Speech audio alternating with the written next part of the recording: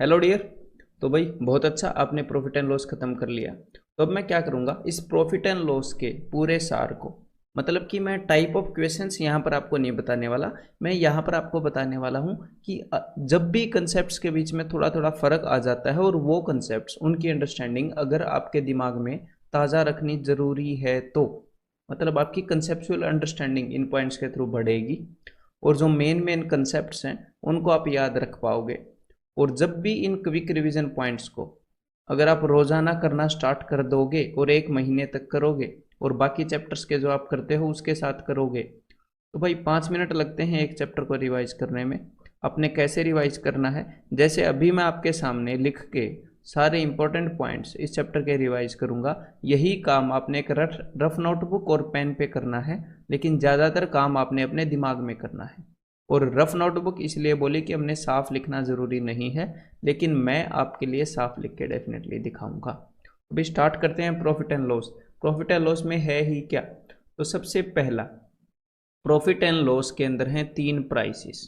एक तो है भाई कॉस्ट प्राइस जिस पर हम चीज़ को खरीदते हैं, एक है मार्केट प्राइस जो हम खरीदने के बाद बढ़ाकर लिख देते हैं, और एक है सेलिंग प्राइस जो हम कुछ डिस्काउंट देने के बाद उतने में चीज़ को बेच देते हैं।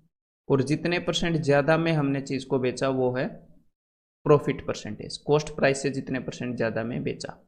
तो हमें ये पता है कि प्रॉफिट एंड लॉस के अंदर कुछ नहीं है, बस ये 3 मूल्य हैं, क्रय मूल्य, विक्रय मूल्य और अंकित मूल्य। और इन तीनों प्राइसेस के बीच में 3 रिलेशन है। एक को बोलते हैं मार्कअप परसेंटेज, कि कॉस्ट प्राइस से कितने परसेंट ज़्यादा हमने लिख दिया तो एक वैल्यू दूसरी वैल्यू से कितने परसेंट ज़्यादा है। आप डायरेक्टली या तो ऐसे निकाल सकते हैं हम कि भाई मार्केट प्राइस कॉस्ट प्राइस से कितने ज़्यादा है, और फिर देख लेंगे जितना भी ज़्यादा है वो कॉस्ट प्राइस का कितना परसेंटेज है। या फिर अगर हमें दो चीज़ों का रेशियो भी पता लग जाए तो भी हम बता देंगे एक चीज़ दूसरी चीज़ से कितने परसेंट ज़्यादा या कम है। क्लियर है। तो एक तो हमें ये पता होना चाहिए कि भाई प्रॉफिट एंड लॉस कुछ नहीं है, इन 3 वैल्यूज़ के बीच में 3 रिलेशन है, 3 संबंध है, बस वही है। और दूसरी चीज़, अगर हमें इतना पता है तो यहीं पर हमारा ये कंसेप्ट भी खत्म हो जाता है कि हम ये जो पुल हैं इनके ऊपर से ट्रेवल कर सकते हैं। अगर मार्केट प्राइस से कुछ परसेंट कम सेलिंग प्राइस है, मतलब मार्केट प्राइस को कुछ ना कुछ गुना करके ये आया है, तो उसके रेसिप्रोकल को गुना करके मार्केट प्राइस आ जाएगा। यही बात आप दिमाग में बोलने वाले हैं। तो सिमिलरली हम कहीं पर भी ट्रेवल कर सकते हैं जहां पर भी हमें इंफॉर्मेशन गिवन हो। और तीसरी चीज यहां पर जो देखने लायक है वो ये है कि अगर कोई ये बोले कि हमें 10% फायदा है, तो ये जो ट्रेवल कर सकते हैं ये बात तो है ही, हमें ये भी पता होना चाहिए कि 10% फायदे का मतलब है कि कॉस्ट प्राइस जितना भी है उसका 110% सेलिंग प्राइस है, उसका 110% सेलिंग प्राइस है। अगर 20% डिस्काउंट है तो 20 मार्केट प्राइस जितना भी है उसका 80% में चीज़ को बेच दिया गया, उसका 80% सेलिंग प्राइस है। ये अंडरस्टैंडिंग भी हमारे दिमाग में ताज़ा बनी रहनी चाहिए। ठीक है, तो ये पहला पॉइंट हो गया। इसके अलावा अगर मैं आपको दूसरा पॉइंट बताऊं तो दूसरे जो कंसेप्ट हमें याद रहने चाहिए, एक तो भाई ये मैंने बेसिक बातें बता दी, तो कई क्वेश्चन आएंगे जिनके अंदर इसी चीज़ से जो मैंने अभी आपको बताया, इसी अंडरस्टैंडिंग से अगर आपने ठीक से लेक्चर को देखा है तो बहुत सारे क्वेश्चंस हो जाएंगे बेसिक। इसके अलावा कुछ होते हैं कि भाई जिनके अंदर या तो कॉस्ट प्राइस सेम होएगा या सेलिंग प्राइस सेम होएगा। तो जब कॉस्ट प्राइस सेम होएगा तो मैंने आपको क्या बताया था कि जो भी प्रॉफिट परसेंटेज है, लाभ प्रतिशत या हानि प्रतिशत, दोनों कॉस्ट प्राइस यानी कि क्रय मूल्य पर निकालते हैं। तो जब भी कॉस्ट प्राइस सेम होगा तो सिंपली हम एवरेज निकाल देंगे। मान लो एक चीज़ और दो चीज़, इन दोनों चीज़ों का कॉस्ट प्राइस सेम है, एक को 10% फायदे पर बेचा गया और एक को 20% फायदे पर। अगर हमें ओवरऑल फायदा या नुकसान निकालना है तो जितना भी फायदा या नुकसान हुआ है उसका हम एवरेज निकाल देंगे।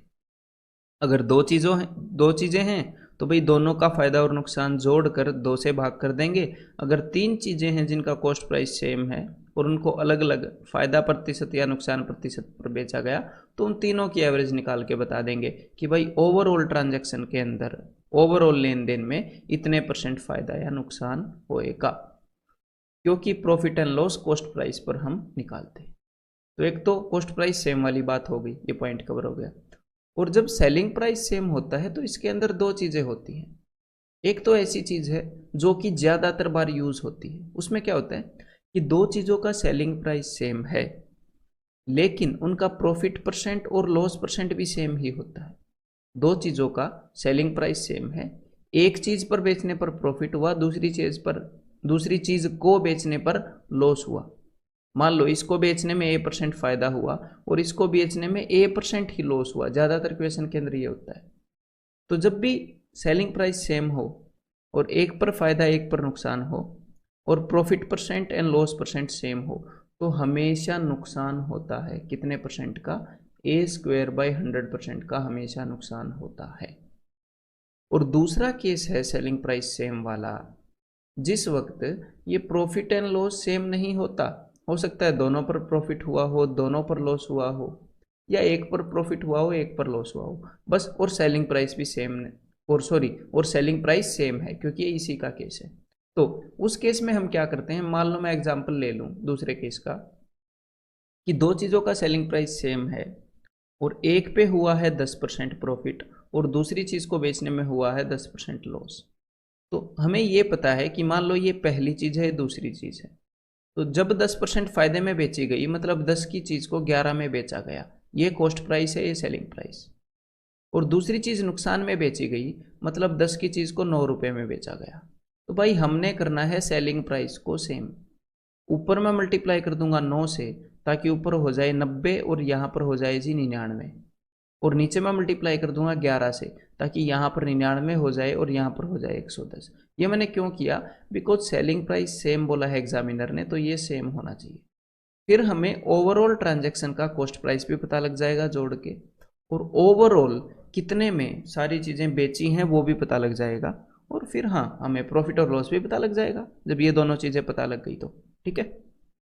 अब नेक्स्ट पॉइंट जो आपके सामने है वो है कि भाई कई बार हमसे प्रॉफिट एंड लॉस पूछ लिया जाता है, और उस केस में स्टूडेंट्स कई बार ट्राई करते हैं कि वो सेलिंग प्राइस निकाल लें और कॉस्ट प्राइस निकाल लें और उनका डिफरेंस वगैरह निकाल कर फिर प्रॉफिट और लॉस परसेंट बताएं।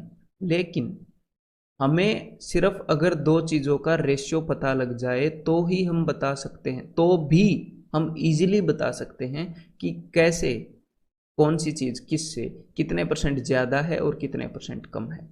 तो अगर आपसे सिर्फ प्रॉफिट एंड लॉस पूछा है परसेंटेज के अंदर, और अगर आप इजीली सेलिंग प्राइस और कॉस्ट प्राइस का रेशियो निकाल सकते हो तो उसको निकालने के ऊपर ध्यान दो, उनकी एग्जैक्ट वैल्यू निकालना ज़रूरी नहीं है। तो मतलब SP/CP इस कंसेप्ट को ध्यान रखिएगा। इनके रेशियो से हम प्रॉफिट एंड लॉस बता सकते हैं। ठीक है। सेलिंग प्राइस और मार्केट प्राइस, इनके रेशियो से हम डिस्काउंट परसेंटेज बता सकते हैं। ठीक है। कॉस्ट प्राइस और मार्केट प्राइस, इनके रेशियो से, ठीक है, वैसे मार्केट प्राइस को ऊपर लिख लेंगे क्योंकि भाई मार्केट प्राइस कितना ज़्यादा कर दिया है इस वाली सेंस में, market price by cost price, इन दोनों के रेशियो या अनुपात से हम मार्कअप परसेंटेज बता सकते हैं। तो कुल मिलाकर मैंने क्या किया है कि जिन भी दो चीज़ों के बीच में कोई रिलेशन है परसेंटेज के, तो बस उनका रेशियो पता करो और आप बता दोगे कि भाई कौन सी चीज़ कितने परसेंट एक दूसरे से बड़ी है या छोटी है। एक तो ये क्वेश्चन हो गए। दूसरे इसी के अंदर जो मैंने आपको क्वेश्चन कराए थे, जब प्रॉफिट या लॉस, फायदा या नुकसान कैसे दिया था, in terms of selling price और कॉस्ट प्राइस।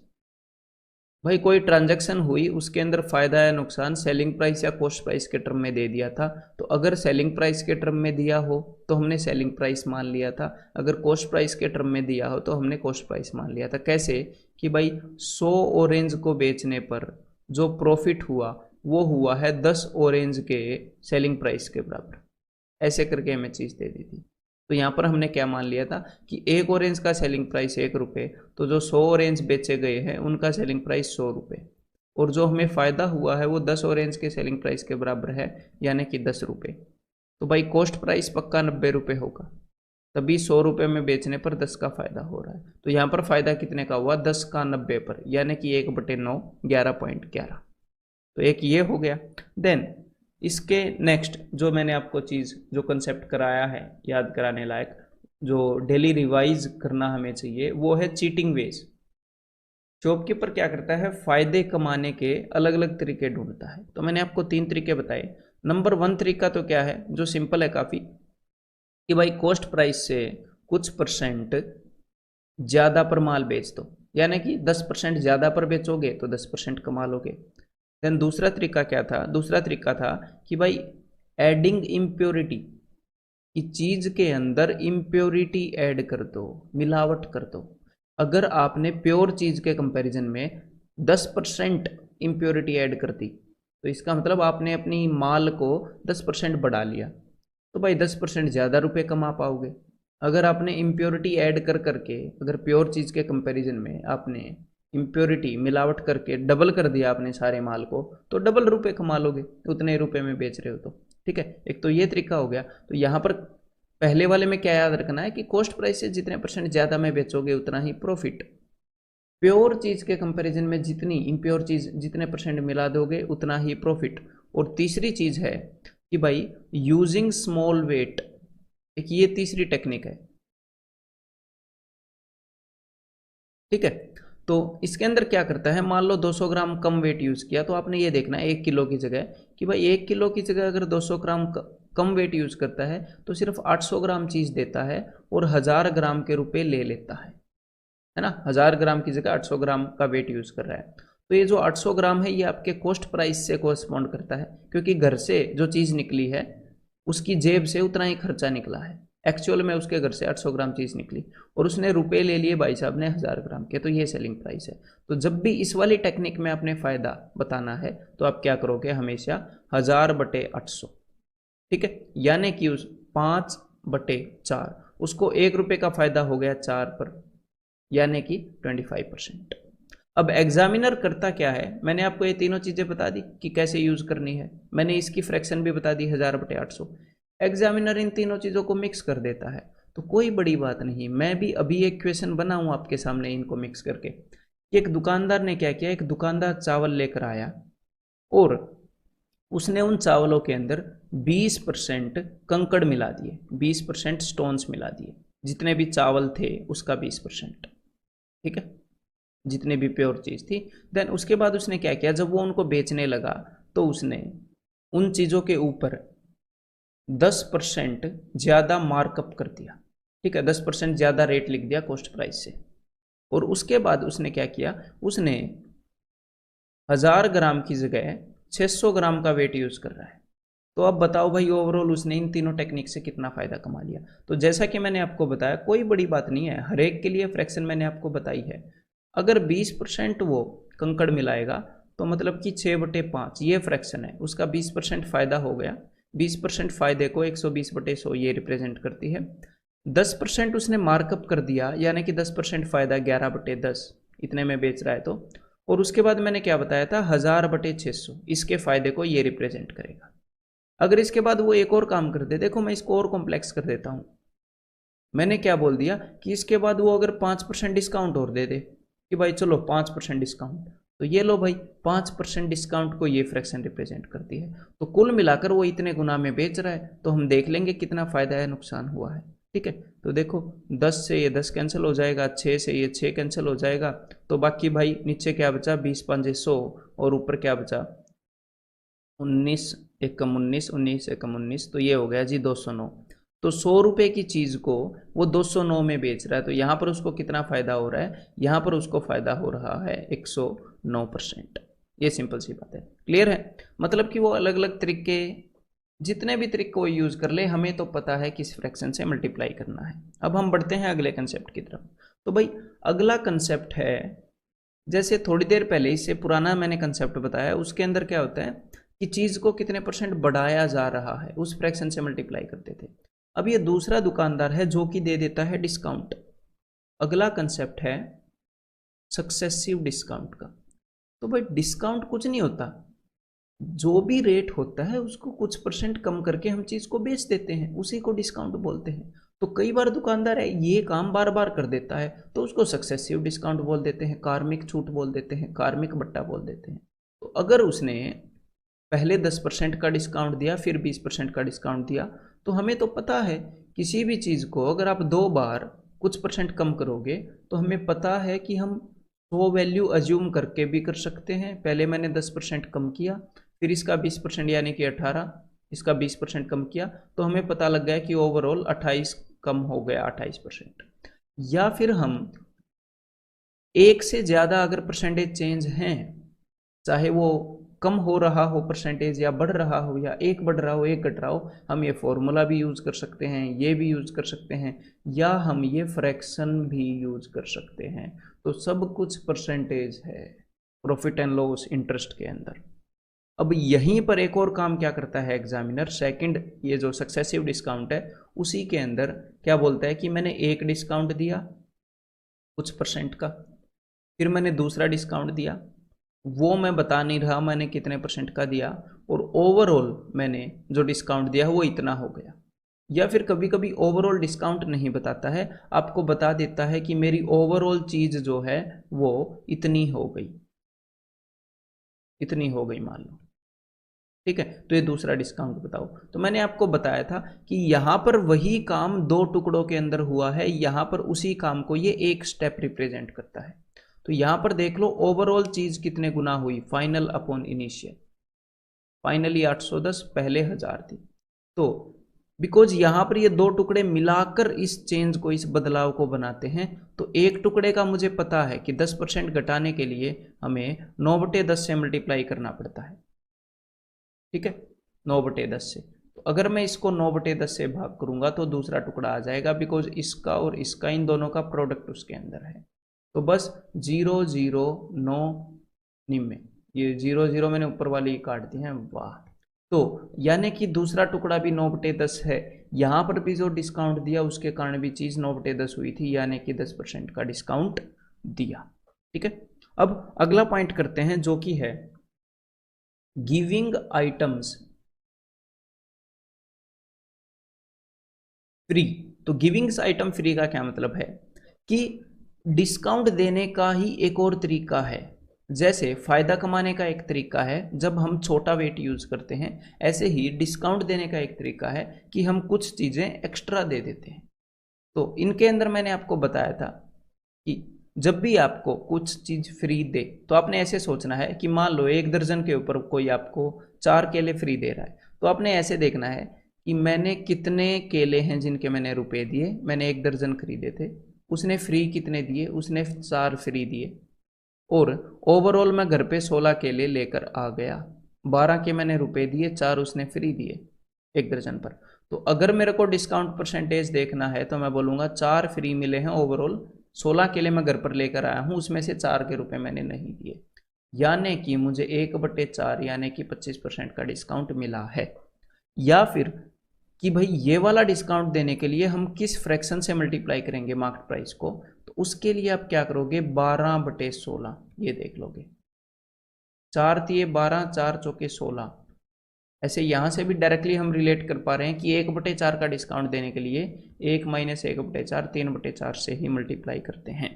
अब एग्जामिनर क्या करेगा, बस एग्जामिनर वही काम करेगा जो वो प्रॉफिट के अंदर कर रहा था, कि अब वो आपको प्रॉफिट कमाने के लिए उसने 3 चीज़ें मैंने आपको करके दिखाई थी, ऐसे ही मैं डिस्काउंट देने के लिए चीज़ें कर सकता हूँ। मैं क्या बोल सकता हूँ कि किसी दुकानदार ने 20% का डिस्काउंट दिया डायरेक्टली कि ये लो भाई 20% का डिस्काउंट, फिर उसने क्या बोला, उसने बोला कि मैं 1 दर्जन यानी कि 12 आइटम्स के ऊपर आपको 3 आइटम फ्री दे रहा हूँ, तो ये भी एक डिस्काउंट का ही तरीका है। तो बताओ ओवरऑल कितना डिस्काउंट, तो हमें पता है कि भाई 20% डिस्काउंट देने का मतलब है 4/5 कर देना चीज़ के रेट को, और 12 आइटम पे 3 फ्री देने का मतलब है कि 12 के हमने रुपए दिए, 3 फ्री मिले, मतलब हम 15 घर पे ले गए। तो इस डिस्काउंट का मतलब है कि रेट को 12/15 कर देना। तो बस ये चीज़ें तो हमें पता है, तो दैट्स इट, इसको सोल्व कर लेंगे। 3 चौके 12, 3 पंजे 15, 4 चौके 16/25। ये जो दो डिस्काउंट दिए हैं इनके कारण चीज़ का रेट 25 से 16 हो गया, यानी कि 9 कम हो गया। तो 9 का डिस्काउंट 25 पर, तो 100 पर कितने का डिस्काउंट होगा भाई साहब, 36% का डिस्काउंट। तो यही है इस चैप्टर का सार। इस सारी अंडरस्टैंडिंग को इकट्ठा करने के लिए ही इतने सारे वीडियो लेक्चर्स मैंने आपको दिए हैं। और एक बार आप इस लेवल पर पहुंच गए कि इतने आसानी से रोज अपने दिमाग को बताओगे कि अरे यही है प्रॉफिट एंड लॉस, और ऐसे समझ जाओगे, इतनी ही डिटेल में समझना है जैसे मैं आपको बता रहा हूँ, ऐसे ही एग्जाम्पल लेकर, ठीक है। फिर देखना आप किसी क्वेश्चन के अंदर अटकोगे ही नहीं। तो अब मिलते हैं भाई साहब अगले चैप्टर के अंदर।